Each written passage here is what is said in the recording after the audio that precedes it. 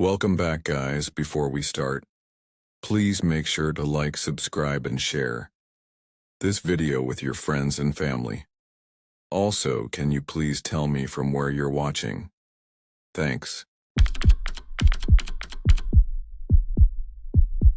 Have you ever had something happen that sticks in your head for years like it's frozen in time? That's what this is for me. It happened back in 2016 when I was living in this small town called Willow Creek, the kind of place where nothing ever really happens. Or at least that's what I used to think. I was 24 back then and my cousin Max was living with me. We were more like siblings, honestly.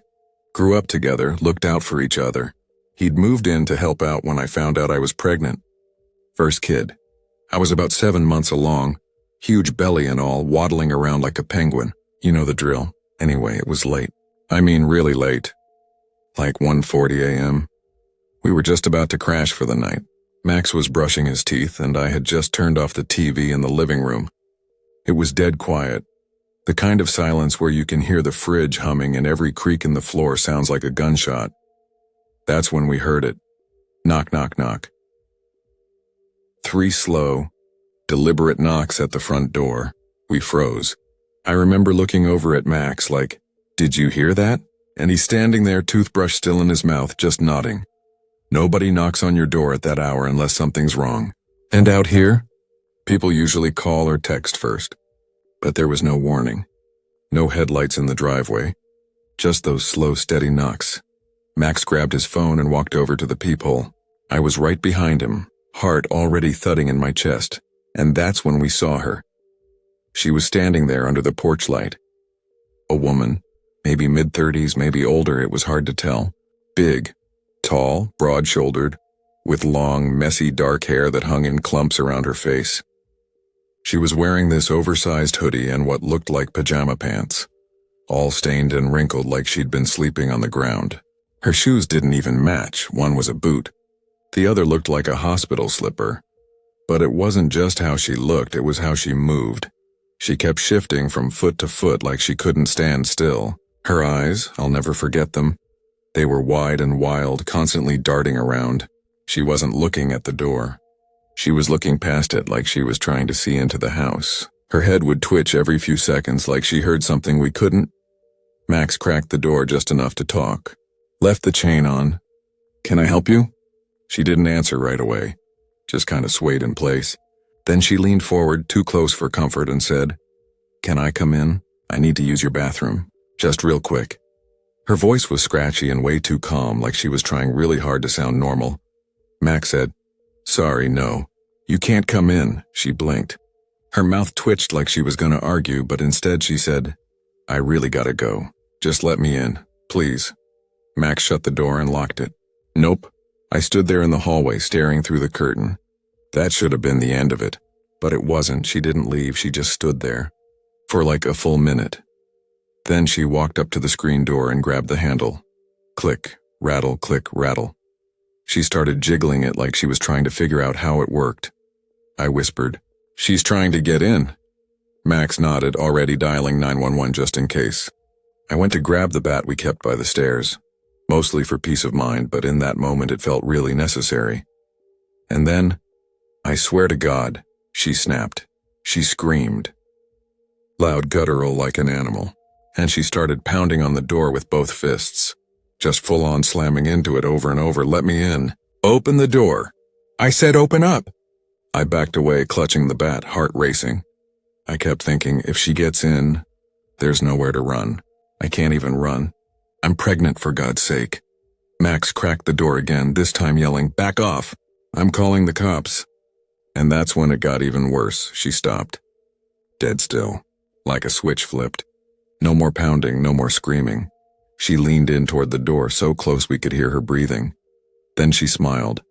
I'm not talking with a nervous smile. I'm talking full-on empty-eyed, I know where you sleep kind of smile. Her lips curled up just enough to show her teeth, and one of them was chipped. She stood there grinning at us through the glass, no sound, no words. Just that awful smile. Then she turned around and walked off the porch like nothing had happened, but she didn't leave the yard. We killed the lights and peeked through the blinds. She walked around the side of the house like she knew the layout. Max ran to check the back door while I watched the front. And that's when I saw them two people, standing by the tree line. They were barely visible, just shadows in the dark. One of them lit a cigarette and the glow lit up their face for half a second. A man. Young, maybe early 20s. Hoodie pulled low, watching the house. The woman walked straight over to them. They huddled, whispered something, then all three of them disappeared into the woods behind our place. I didn't sleep that night. Neither did Max. We just sat on the couch, every light off, the bat between us, waiting for a sound. A knock, a window breaking, something, but nothing came. The next day we told the neighbors. Nobody else had seen her.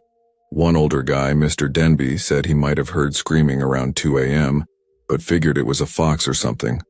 Nobody believed us at first until 2 days later. Same woman, different house. A couple blocks away, I tried the same bathroom story with a family who had 3 kids. The dad let her in. Said she was acting strange, kept asking weird questions like, "Are your kids asleep? Are you home alone?" Then she wandered into their hallway and had to be physically removed. By the time the cops showed up, she was gone. Poof. Vanished into thin air. Max and I started doing some digging.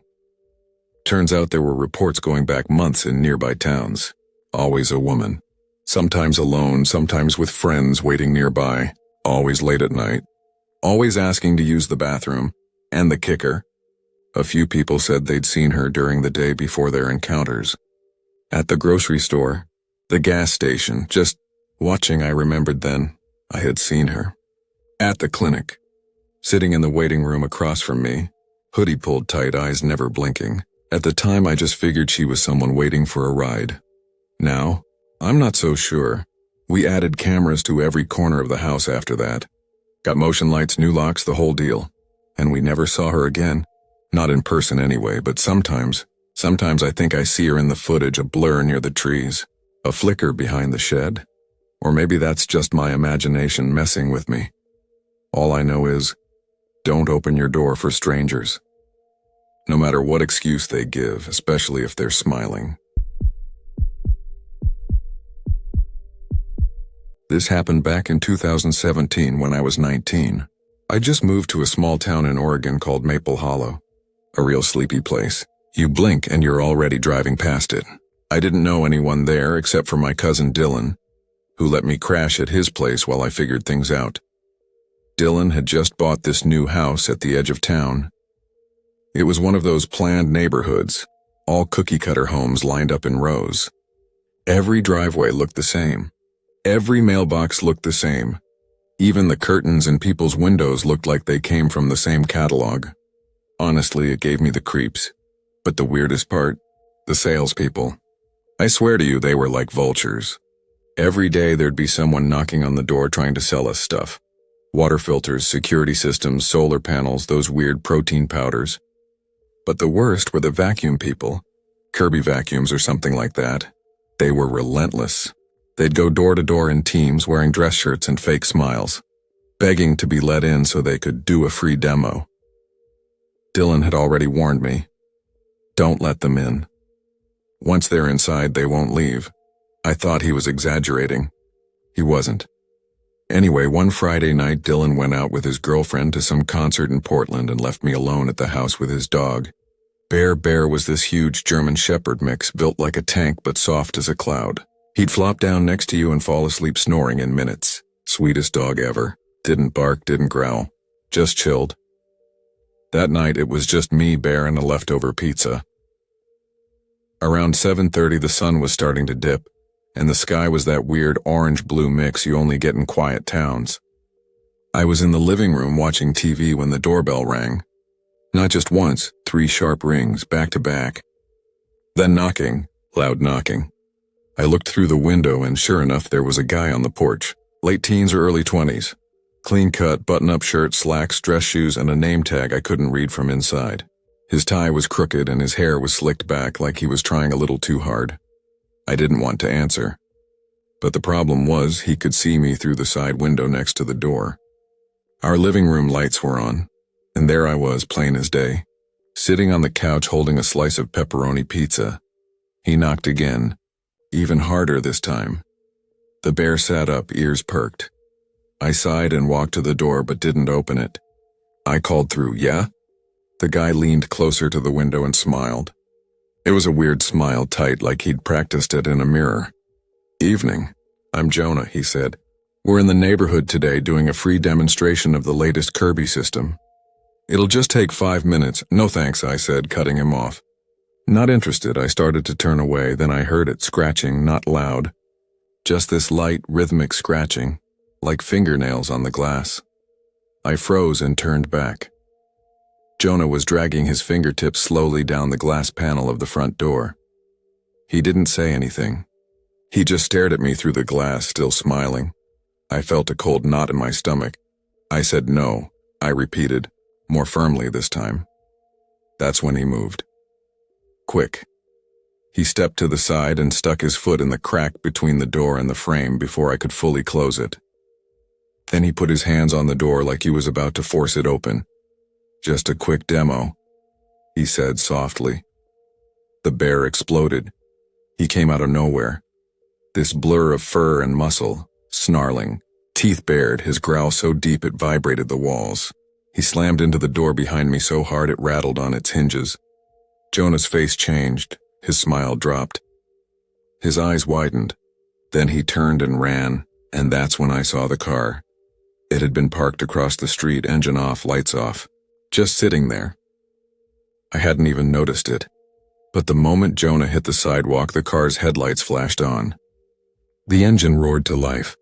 3 guys were inside, all men, all staring straight at the house. Jonah jumped in and they peeled off, tires screeching like they were fleeing a robbery. I stood there, heart racing, bear still growling at the door. I watched the car until it disappeared down the hill. I didn't sleep that night. When Dylan got home, I told him everything.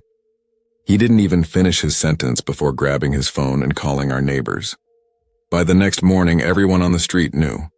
A couple of the other neighbors had also seen that same car earlier in the week, just sitting there watching. We talked about it for days, trying to figure out if they really were just vacuum salesmen. I mean, it's possible, right? Except there were a few things that didn't add up.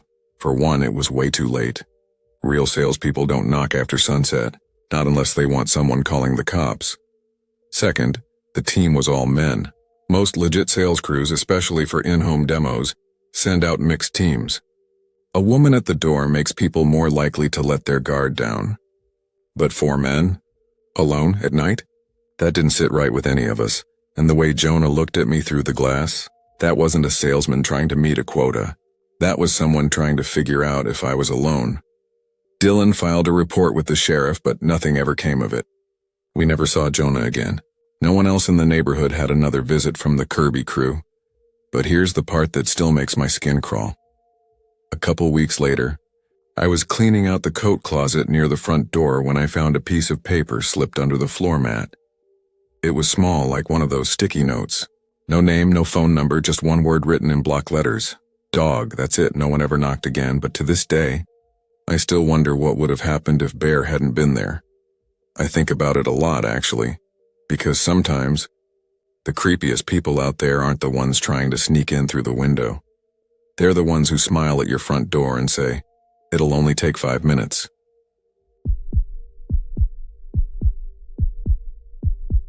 Back in the summer of 2004, when I was just 9 years old, something happened that I'll never forget. To this day, it's one of the creepiest memories of my life. Whenever I talk about it, people always tell me it sounds like the beginning of a horror movie. Honestly, that's exactly what it felt like. At the time, I was living in a small town called Maple Hollow in Wisconsin. It wasn't the kind of place where people locked their doors during the day.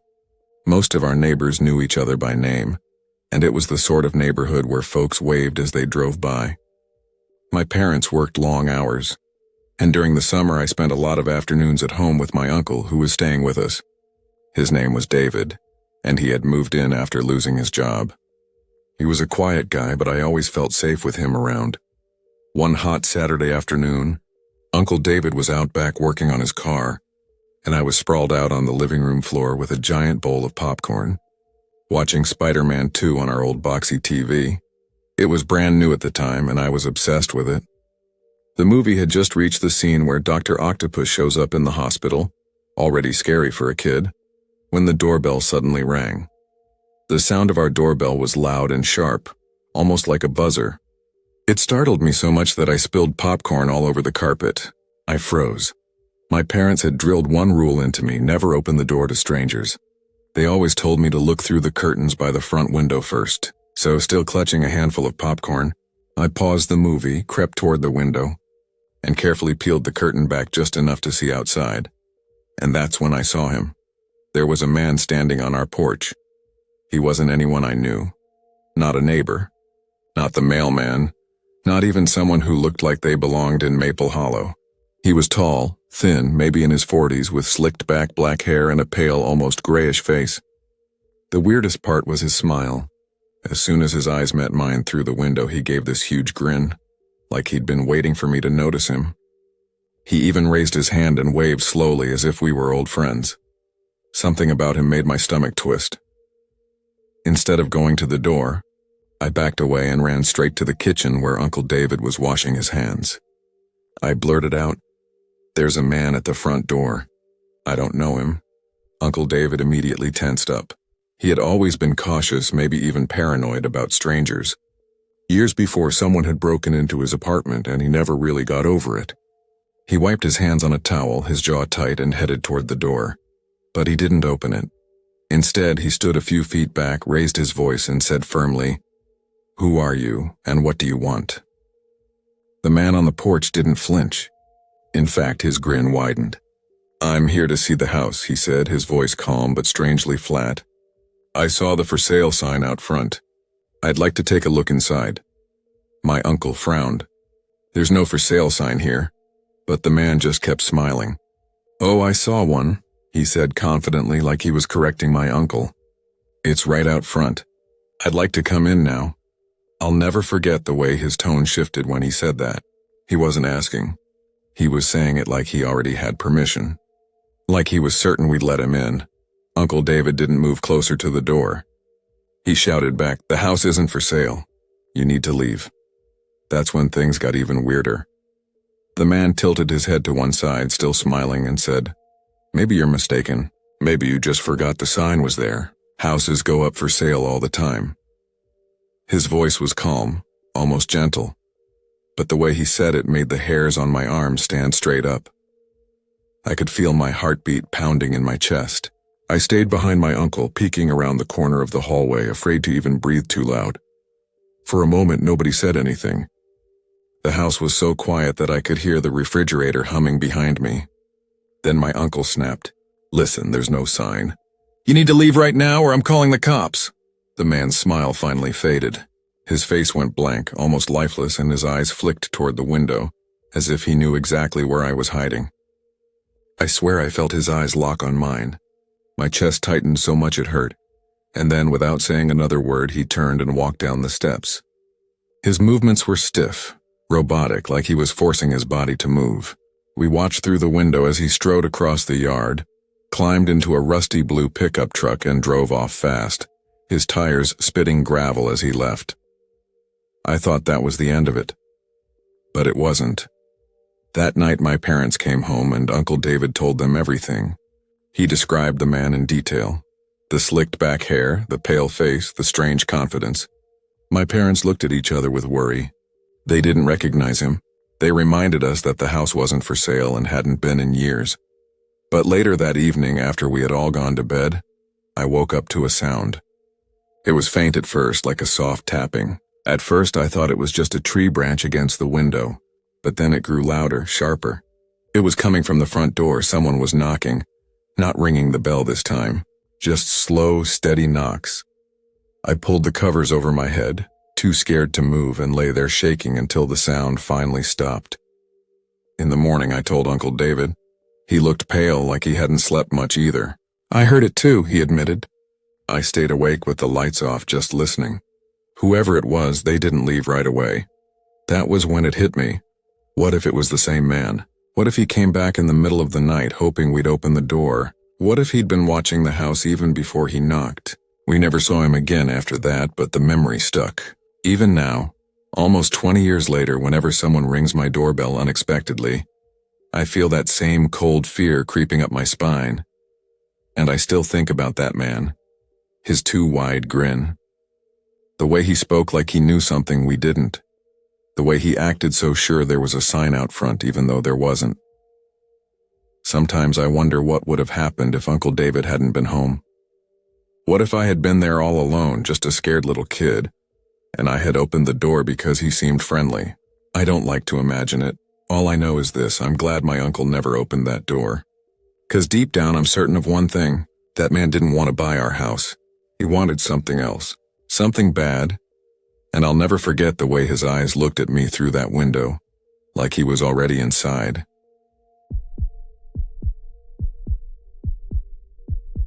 Story told by Ellie Harper, 26, former night security guard in 1997. So, I used to work the night shift at this old medical center called Pine Hollow Clinic, right on the edge of a small town in Oregon. This was back in 1997 when I was 26. My cousin Jesse got me the job.